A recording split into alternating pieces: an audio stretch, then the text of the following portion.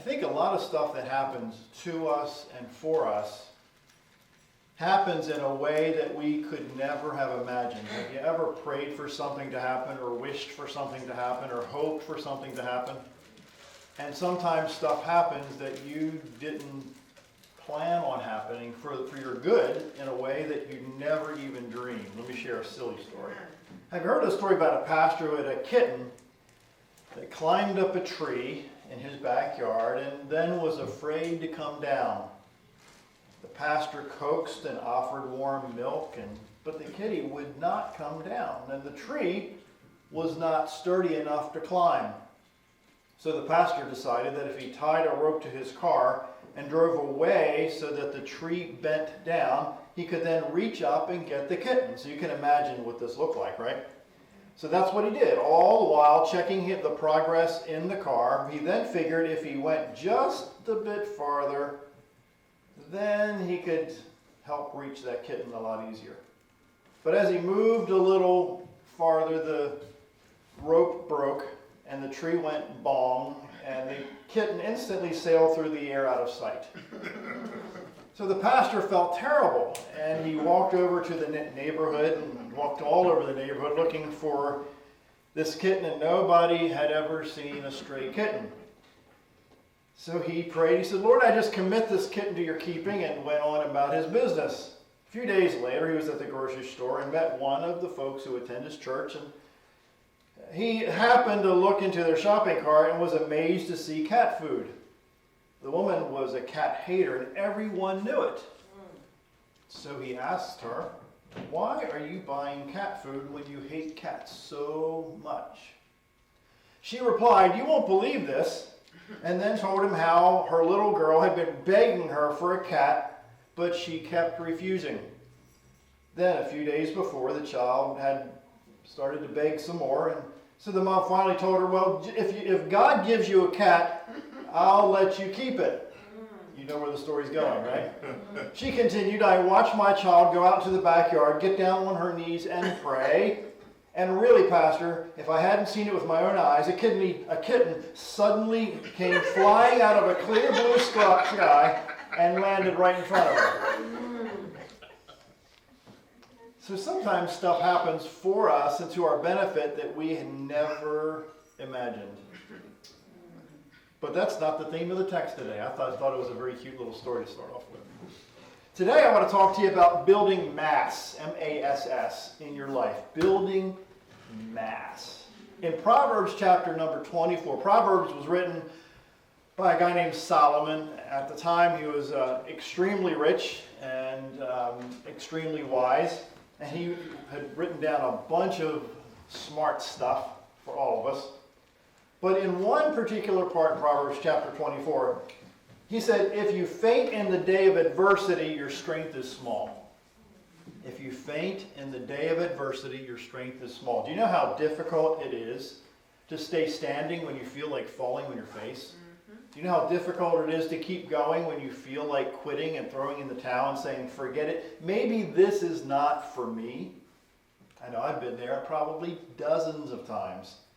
In 1 Corinthians chapter 9, the Apostle Paul, who was not a very nice man once upon a time and became a proponent of Christianity, in 1 Corinthians 9, starting at about verse 25, a paraphrase of the text says, "You've all been to the stadium and seen athletes race. Everyone runs, but one wins." He says in a paraphrased form, "Run to win. All good athletes train hard. They do it for a goal and that's tarnished and fades. You're after one that's gold eternally." He says, "I don't know about you, but I'm running hard for the finish line. I'm giving it everything I've got, no sloppy living for me. I'm staying alert and in top condition." He says, I'm not going to get caught napping, telling everyone else all about it and then missing out on it myself. Of course, the King James says it a little more flowery than that. But the gist of it is that we have to keep going. We have to keep moving forward no matter what's coming down the line. A guy named Randy Pausch said, The brick walls are there for a reason. The brick walls are there for a reason. The brick walls are not there to keep us out. The brick walls are there to give us a chance to show how badly we want something. Let me repeat that last sentence. The brick walls are there to give us a chance to show how badly we want something. Because the brick walls are there to stop the people who don't want it badly enough. They're there to stop other people. How many times haven't you been tempted to look at the wall in your life, or look at the walls in your life, and look at the symbols or the signs that maybe you should stop as a sign to stop, instead of run through the wall? I know I have. I've looked at stuff and said, well, I can't possibly achieve this or do this or go there because of the walls or the encumbrances that try to stop me in our path, right? T.S. Eliot says, if you're not over your head, how do you know how tall you are? Again, if you aren't in over your head, how do you know how tall you are? So many of us stop before we even reach our maximum because we're so intimidated by what could be or what roadblocks we're going to run across. A great sports athlete said one time, I don't run away from a challenge because I'm afraid. Instead, I run towards it because it's the only way to escape fear is to trample it beneath your foot. That is just the opposite of what most of us do. You've all heard that fear, you run from fear or you fight it.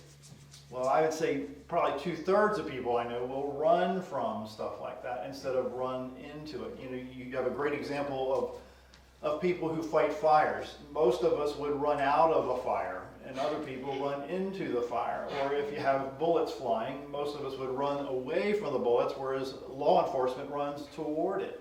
It's a whole different mindset. So building one's strength doesn't happen alone. Again, building one's strength doesn't happen alone. It happens through consistent resistance. I'll say it again. Building one's strength doesn't happen alone. It happens through consistent resistance. And I don't know about you, but some days I just don't want to resist. I just want to go down the stream and just have life be very kind and cool and just sit back and relax and take it all in. But most days I get up, it's just not that way. You got to get up fighting. You got to get up kicking to keep moving forward. Susie Kasem writes, the true test of a warrior is how your stance holds up after any circumstance. I like that. The true test of a warrior is how your stance holds up after any circumstance. Meaning, even after the stormiest storm, a true warrior will still reflect the brilliant rays of the magnificent sun through both his or her eyes. She goes on to say that you may get hit by sudden lightning or take severe beatings by the cruel wind, but you will always get back up and stand strong on your feet again, soaking in the sunlight, and be prepared to get hit by even the most merciless hail time and time again. I don't know about you, but sometimes it's really difficult to get back out there in the storm again. When you've been poured on, when you've been struck by lightning and storms and thunder, all this over and over again, it is awful tempting to stay indoors, to stay away from that type of situation. Over in 2 Corinthians chapter 4, it says we're afflicted in every way, but not crushed. It says we're perplexed, but not despairing. Verse 9 in 2 Corinthians 4 says we're persecuted, but not forsaken. We're struck down, but not destroyed. There's not always, but there's a time when that persecution, that difficulty, that struggle stops. And that little window before it starts up again is our turn to really to get ramped up again, to put gasoline in the engine, to stay refueled at all times. Paul also says over in the book of Philippians, he says, I know how to be brought low and I know how to abound. He says, in every circumstance, I've learned, this is Paul talking. He says, I've learned the secret of facing plenty and facing hunger. He says, abundance and need. He says, that I can do all things through him who gives me strength. We take that last verse, that Philippians 4:13, and stand on that, but we forget the part before it, where Paul says that I've been through much and I've been through struggle. You know what I'm saying? There's a Jewish term that says, I will not ask for a lighter burden, but for broader shoulders. That's not how I pray. I pray for a lighter burden. I don't know about y'all, but I pray sometimes that, Lord, I can't handle too much more. And then I look back 5 years ago, 10 years ago, what I'm handling now and what you're handling now, and you look back and say, you know what? I've been able to come through this by a lot of prayers, by a lot of people, by God's mercy, by staying in shape emotionally and all the other ways that you do. And then you look now and say, you know what, I'm going through some hard times, but I've been through hard times before. Have y'all been there before, that you look through your eyes now and you say, you know, I can't make it through this. But if you just stop and pause just a minute and look back and say, you know what, I've been able to come through all these other areas that I thought that I couldn't make it. I thought that, you know, that was too difficult 3 years ago or 30 days ago or 6 years ago. I didn't think I could get through all this. And then now you look and say, I don't think I can get through this again. Well, guess what? You can. Because you've gotten through all these other areas in your past. One of my favorite authors is a guy named Orison Swett Martin. And his prime time in his life was in the 1800s. And he published a number of books. And several quotes he has I want to share with you today. He says, wanted, now just let me pause. In that culture, these books were written to men. Because in that culture, women were, you know, they stayed at home and they didn't do other things that, quote, men were designed to do. Don't take that the wrong way. But in that culture, it was a manly culture. So please read into these words. Wanted, a man who will not lose his individuality in a crowd, a man who has courage of his convictions, who is not afraid to say no, though all the world says yes. Again, today I'm talking about building our mass, our bulk. He also said, no man can be easily successful until he has found his place. Like a locomotive, he is strong on the track, but weak everywhere else. Isn't that an interesting picture I shared last week or two, that, you know, I thought that I had to be good at everything. Mm-hmm. But you only have to be really good at a few things in life and do very, very well. There's no way you can be good at everything. And then he said, success is not really thought about by what's accomplished, but by the opposition you have encountered and the courage with which you have maintained the struggle against overwhelming odds. It's so difficult to maintain struggle against overwhelming odds when you don't feel like facing the odds at all. You don't feel like putting your feet on the floor some mornings because you don't feel like what's going to happen or what you have to face that day. On an Australian coat of arms is a picture of an emu, I don't know how you say that exactly, and a kangaroo. Anyway, these animals were chosen because they share, listen to this, they share a characteristic that appealed to their founders. Both the emu and kangaroo can move only forward, not back. The emu's three-toed foot causes it to fall if it tries to go backwards, and the kangaroo is prevented from moving in reverse by its large tail. Good. Sometimes I wish I had a large tail, so I wouldn't be tempted or be able to move backwards. How many times haven't you gotten up at the end of the year and looked back and said, you know what, I haven't moved forward at all because I've been afraid, I've been intimidated, I've been challenged by what I think I can't do. Or maybe you looked in the mirror and said, no, there's no way that I can do the things that I feel like I should be called to do. You know, I obviously do homework on each text that I share. And there's this term that I was introduced to in the preparation for this text, and it's called progressive overload.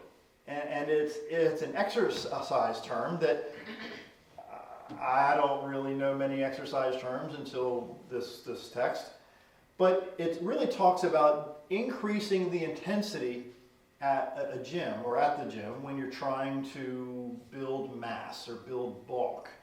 And this person who wrote this said that maybe you can increase the volume of the reps or gradually increase the weights that you're trying to achieve or do more in a shorter period of time. And that builds mass.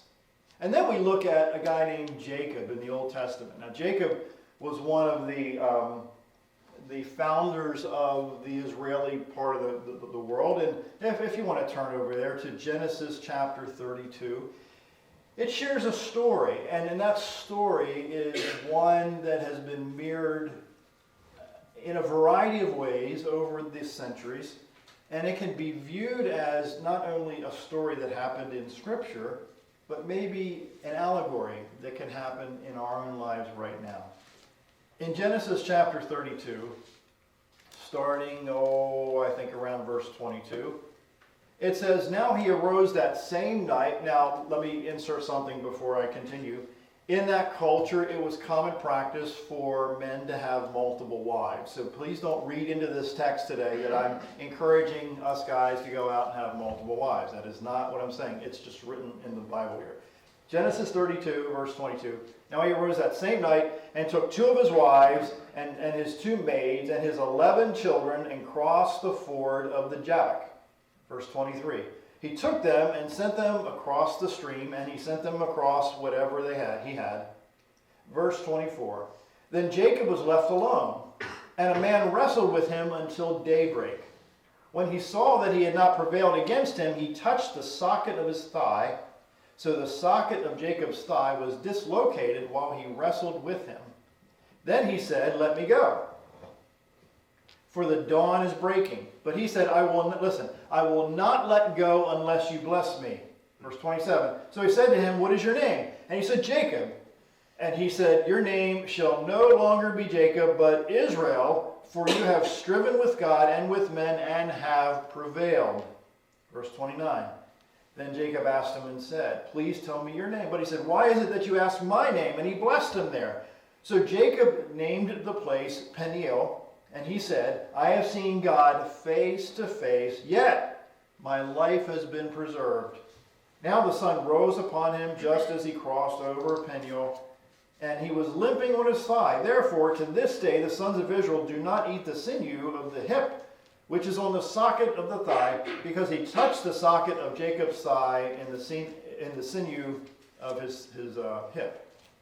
Now this imagery, this story, really echoes to me that we get stuff the longer we hang on.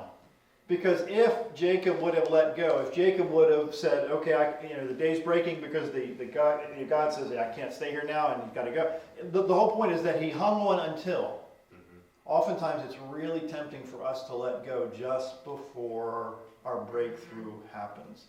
How many people do you know in your own life, or maybe assume in your own life, who've let go just before the dawn, in quotes, in their life breaks through and their miracles start happening because they get tired of the struggle.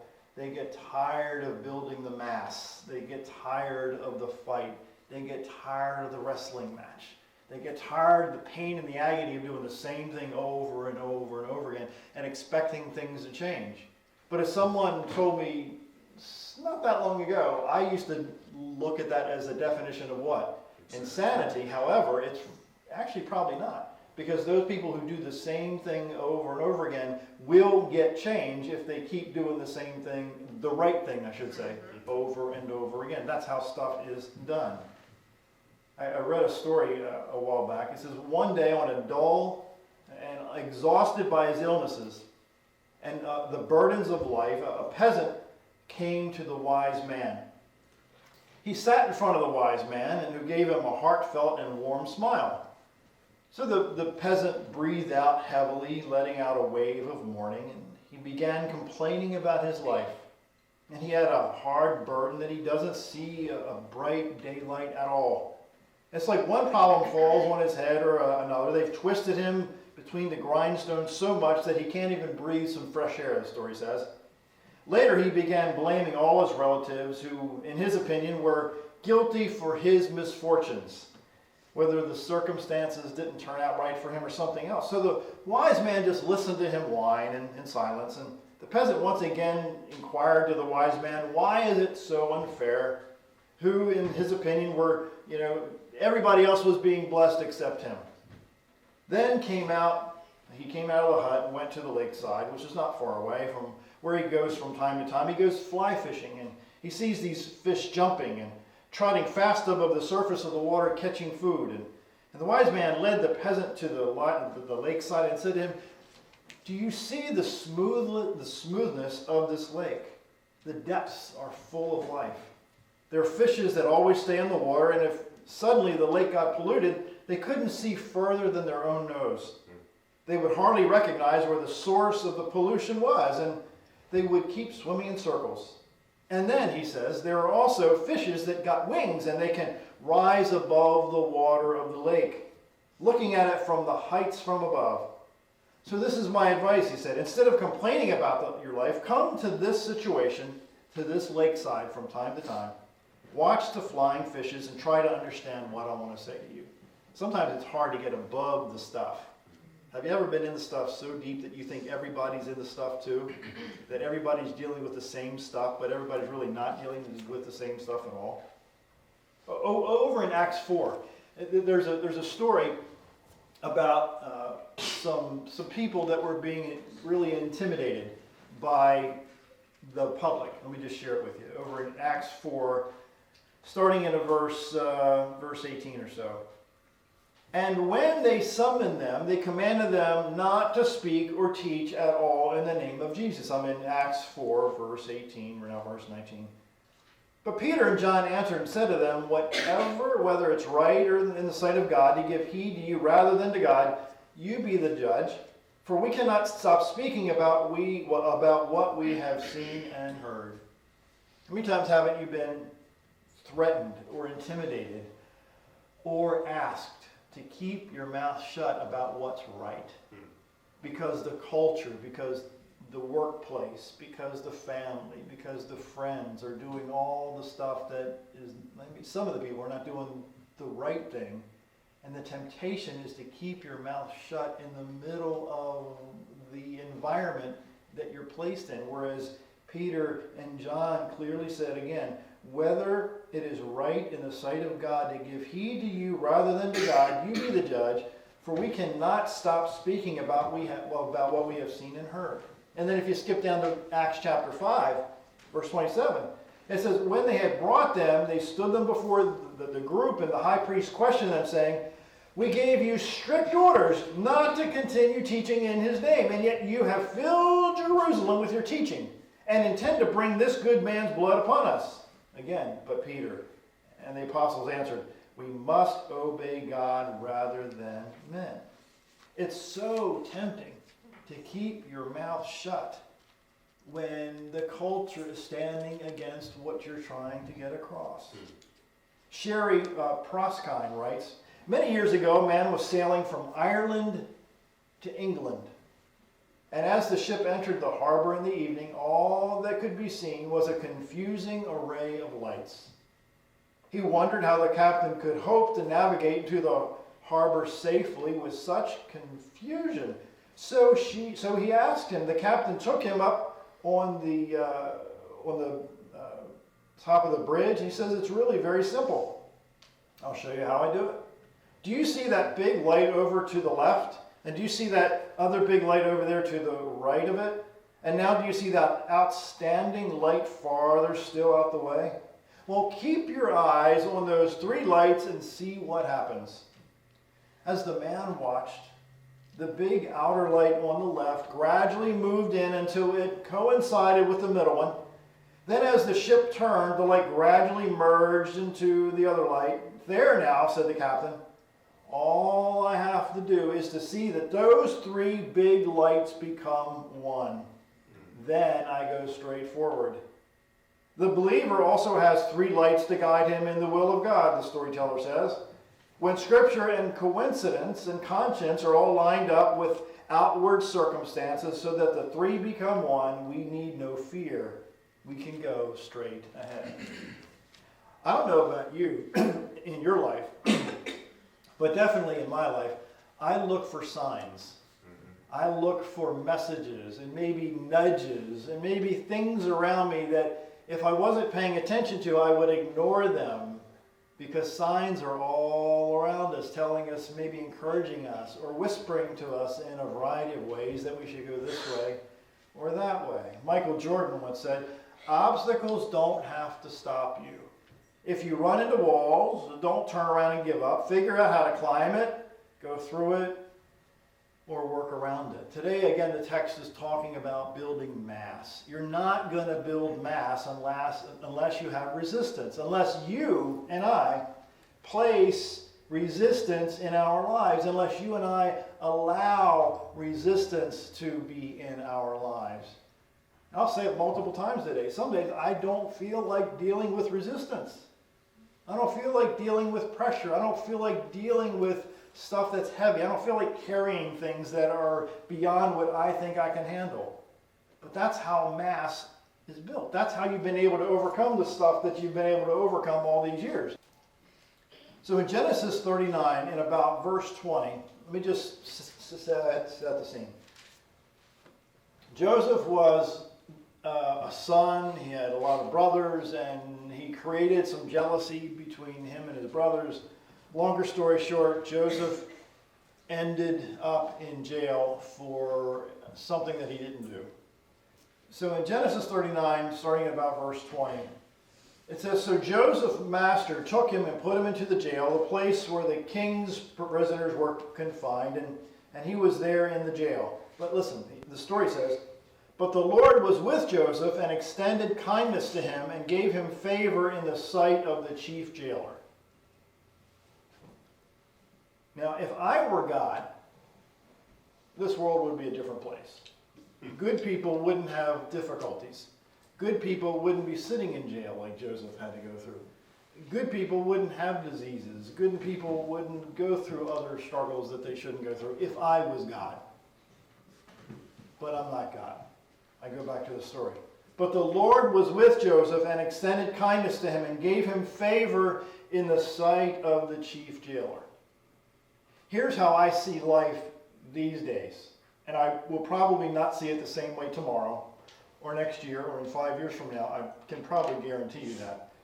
But I can see that God does stuff in the middle of our stuff, in the middle of our struggles, in the middle of our pain, in the middle of our disappointments, in the middle of the pressure and the stress and the building of mass that we are trying to accomplish in our lives. God gets through it with us and enables us to get blessed in the middle of the stuff. Don't ask me to repeat that again.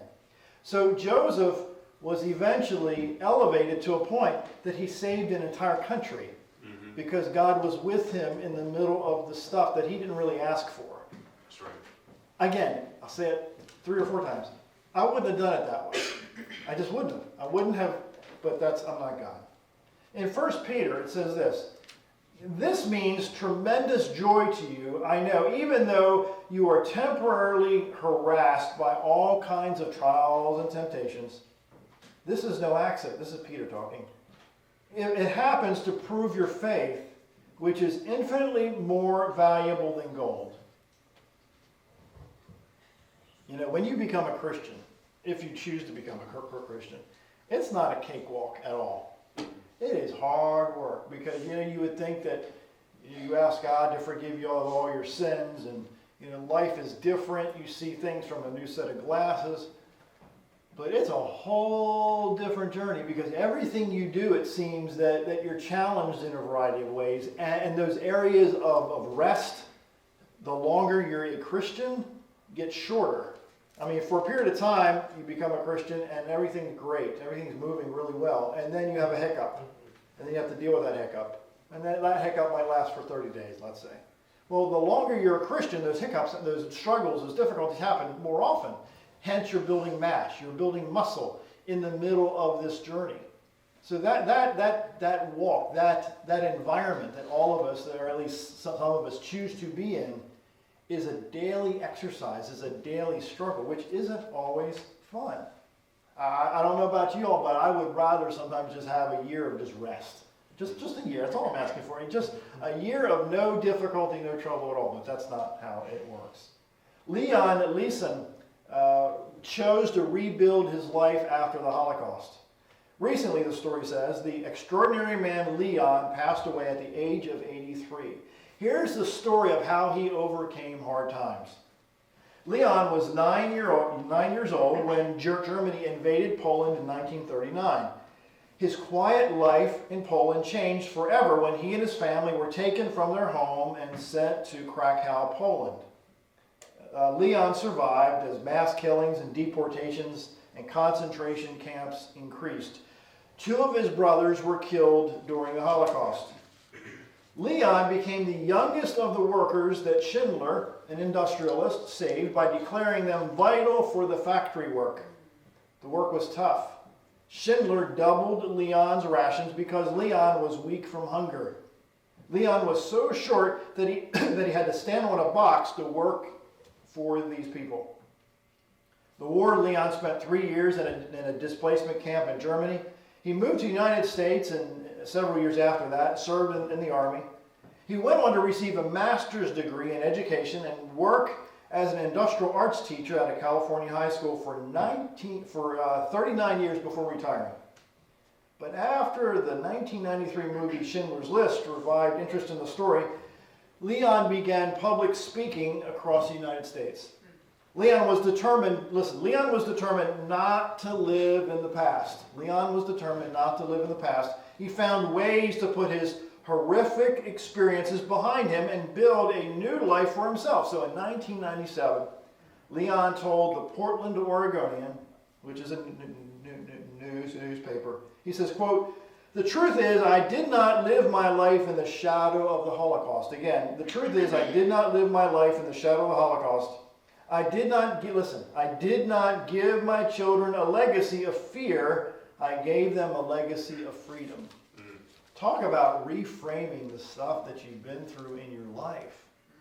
How tempting it is for all of us to live in the struggle and the pain of yesterday. How many people do you know are still blaming the pain of the past for what they're dealing with today? Stuff that happened 10 years ago, sometimes 25 years ago. They're still dealing, they still choose to pick up that struggle. They still choose to pick up that pain and use that pain as a tool to not move forward. Now there's another story in the Bible. There's so many stories in the Bible. But the first king of Israel was a guy named Saul, S-A-U-L. And Saul had a son by the name of Jonathan. And there's a very interesting story that I want to share with you in 1 Samuel chapter number 13. 1 Samuel chapter 13. And Jonathan was no sissy by any stretch.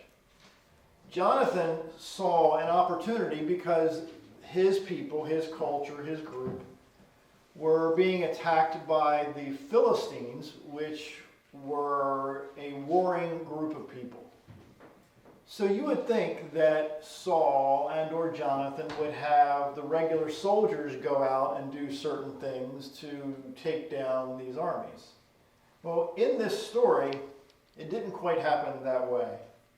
In 1 Samuel chapter number 23, it talks about, chapter number 13, it talks about how Jonathan and his armor bearer chose to attack them by themselves. If you skip down to 1 Samuel chapter 14, starting in verse 12, it says this. This is Jonathan talking. "Come up after me, for the Lord has given them into the hands of Israel." Then Jonathan climbed up on his hands and feet with his armor bearer behind him, and they fell before Jonathan. That is, that Jonathan and the armor bearer took down this garrison of these warriors by themselves because they chose to do something differently. In other words, they climbed up to a higher place to see more and to do things a different way. How many times do we do things the same way? And we go back to what I just shared earlier. And maybe there's times when maybe we need to tweak a little bit to see a little bit better. Maybe we need to step up, and maybe we need to place ourselves in some scary places for us to see opportunities to do things that we've never done before. Mm-hmm. And maybe I'm talking to me today more so than you, I don't know. But maybe, again, we need to place ourselves in situations that are intimidating, that are scary, that maybe other people haven't done it that way before, for you to see an opportunity to do things that you've never done in the past. So in fact, the whole story talks about that they got out of their box, they redesigned, actually, if you will, how battling was done in that culture, because in that culture they came on at each other straight ahead. Well, that's not what Jonathan and his armor bearer said. So in 1 Samuel chapter 14, verse 6, he said, perhaps the Lord will work for us, for the Lord, listen, is not restrained to save by many or by few. Now that little scripture verse kind of grabbed me somewhat, where it says that there's no one way that God chooses to do stuff in our lives. Sometimes God does great things with just a few people, or maybe one, and maybe sometimes God does great things with a bunch of people. But there's no one way that God does it all the time. Rick Warren writes, in order to build your faith, God will give you a dream. Then he'll urge you to make a decision.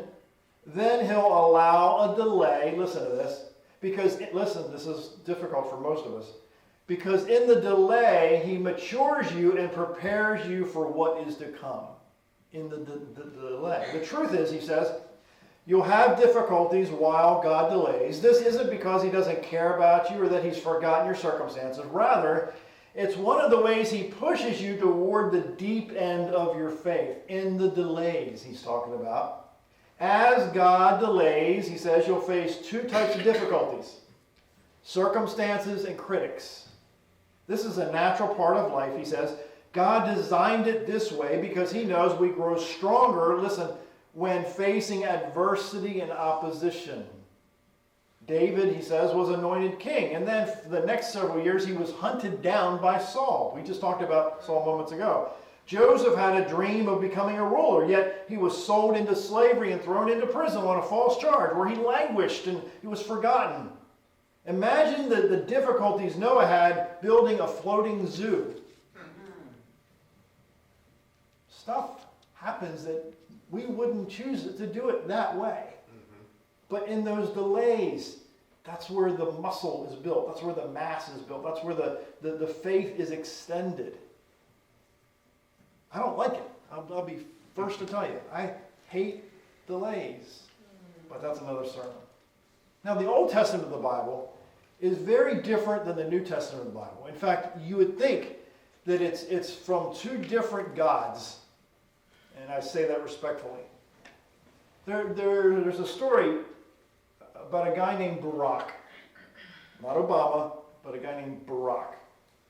That talks about in Judges chapter 4 how he was asked to do a certain task, and that is to take down a group of bad people. But he was slightly intimidated by it. And then in that culture, there was a prophetess. Let me just go there. In Judges 4, starting in verse 8. Barak said to her, if you will go with me. Now, Deborah was a holy person in that culture.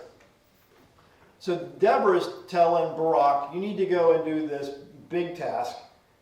But Barak said this, if you will go with me, I will go. But if you don't, I won't go. I'm in Judges 4:8.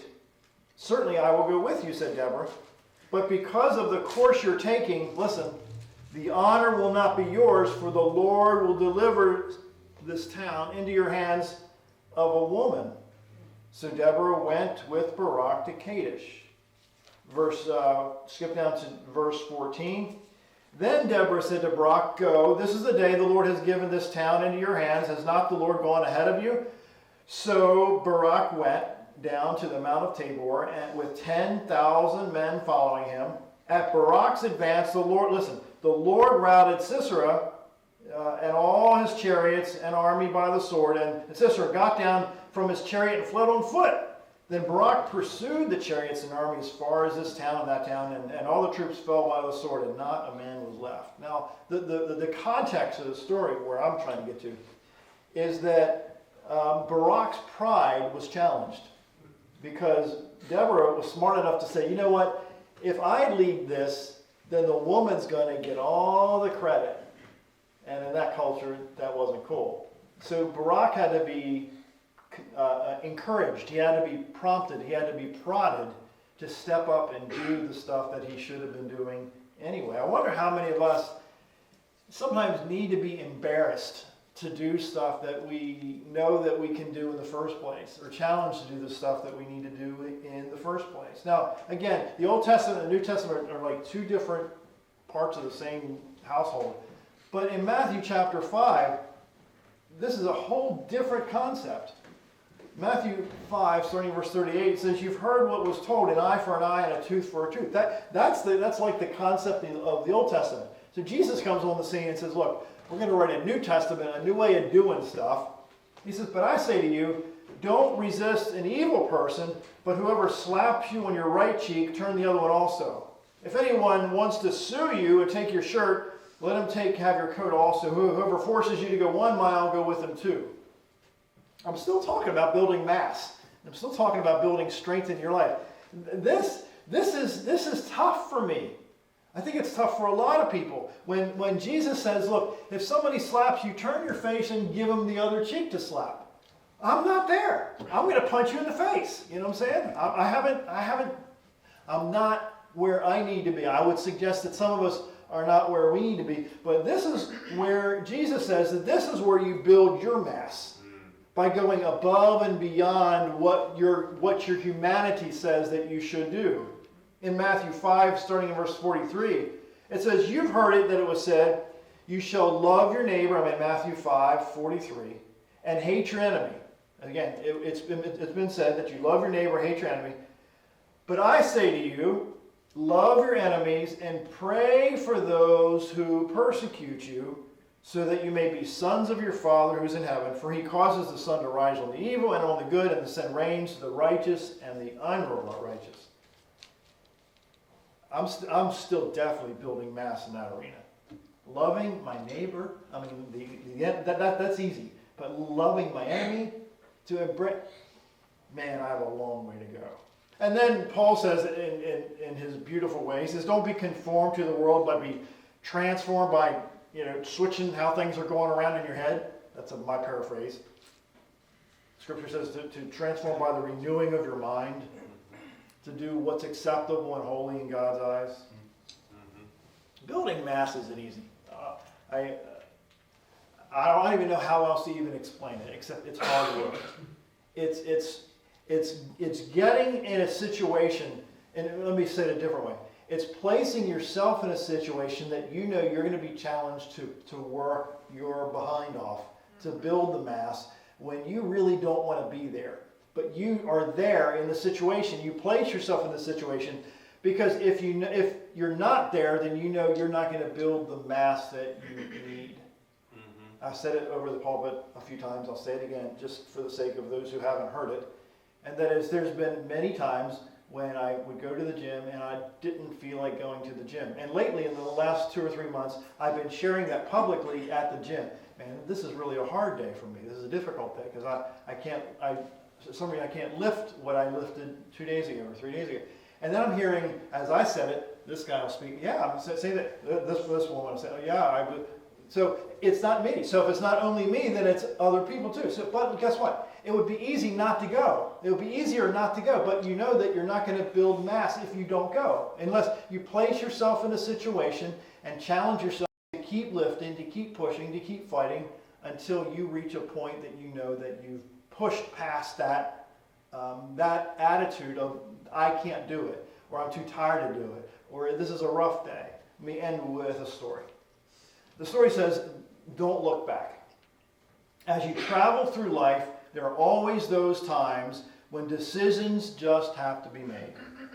When the choices are hard and solutions seem scarce and the rain seems to soak your parade.